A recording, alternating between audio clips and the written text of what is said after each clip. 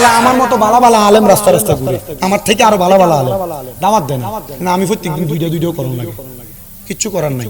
কারণ কি দেখছেন সব কতলা।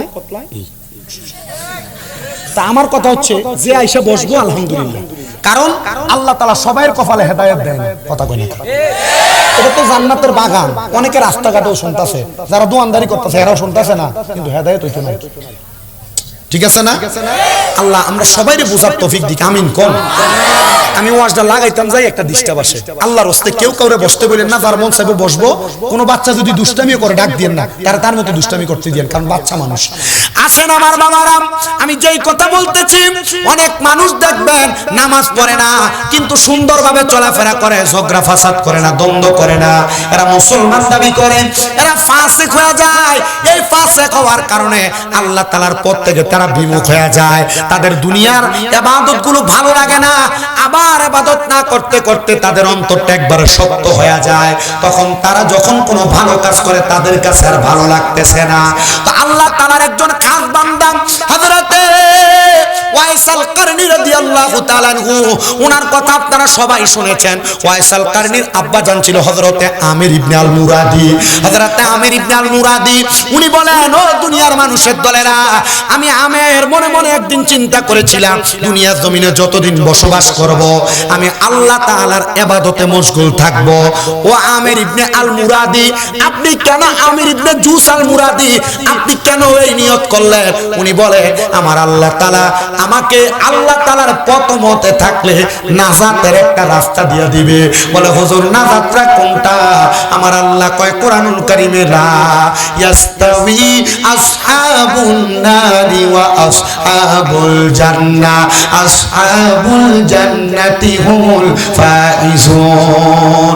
আল্লাহ কয় বান্দা, জান্নাতি এবং দুজকি তারা এক রকম না। আল্লাহ কারা সৌভাগ্যবান? আল্লাহ কয় আসহাবুল জান্নাতি হুমুল ফাইজুন, যারা জান্নাতি তারা হলো বড় সৌভাগ্যবান। ও আল্লাহ, আপনার জান্নাত আমরা কামনা করি, জান্নাত আমরা পাইতে চাই। ও আমার খলিফাপাড়া এলাকার পর্দার অন্তরালের মা বোনেরা, দক্ষিণ চান্লা এলাকার যুবক মুরব্বী বাবারা, আল্লাহর জান্নাত এত মজার জায়গা, এত আরামের জায়গা।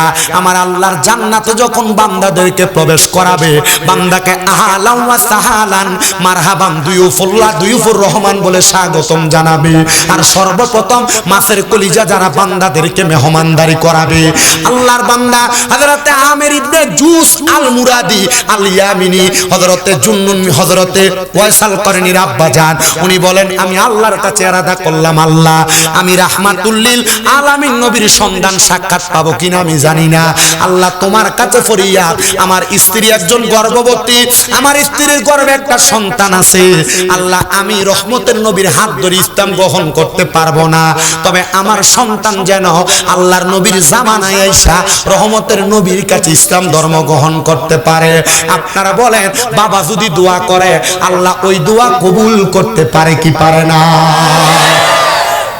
সন্তানের দলেরা যারা এখানে বসেছেন, বেশিরভাগ আবিয়াতা, বেশিরভাগ কিশোর বয়সের, বেশিরভাগ ছোট কচিকাচা, তোমাদের কাছে আমার আবদার হলো, তোমার মা বাপ তোমারে মাঝে মাঝে বিভিন্ন আদেশ করে, হারা দেয়, যেটা আমরা কুমিল্লার ভাষায় কই, তোমার বিভিন্ন কাজের হারা দেয়। ফাটতাম না বলে তুমি যে কথাটা বলো, তোমার মা বাবার মনে কষ্ট যায় না, হয়তো ঠিক আছে, সন্তান মনে করে কষ্ট নেয় না, কিন্তু আমার আল্লাহ তাআলার ফেরেশতারা লিপিবদ্ধ করে রাখে এই সন্তান তার মা বাবার অবাধ্য হয়েছে। তুমি ছোট, তুমি মেজ, তুমি কিশোর, তুমি যুবক, মনে রাখবা আল্লাহ তাআলার অসংখ্য বরকত থেকে তুমি দূরে সরে যাইবা। হযরতে আমির আল জুস আল মুরাদি আল ইয়ামিনী, নামটা বড় লম্বা, হযরতে আমির আল জুস, আমির ইবনে জুস আল মুরাদি আল ইয়ামিনী, ইয়ামেনে বাড়ি। উনি বলেন, ও দুনিয়ার মানুষ, আমি দোয়া করলাম আল্লাহ যেন আমার স্ত্রীর গর্ভের সন্তানটারে রহমতের নবীর জামানায় ইসলাম ধর্ম গ্রহণ করায়। আমরা তো ইসলাম পেয়ে গেছি রেডিমেড, আল্লাহর ওলির আইনা দিছে আমরা পাইছি, হযরত শাহজালাল ইয়ামিনী আইনা দিছে আমরা পাইছি, বিভিন্ন ভাবে বিভিন্ন মাধ্যমে আমরা ইসলাম পেয়ে গেছি।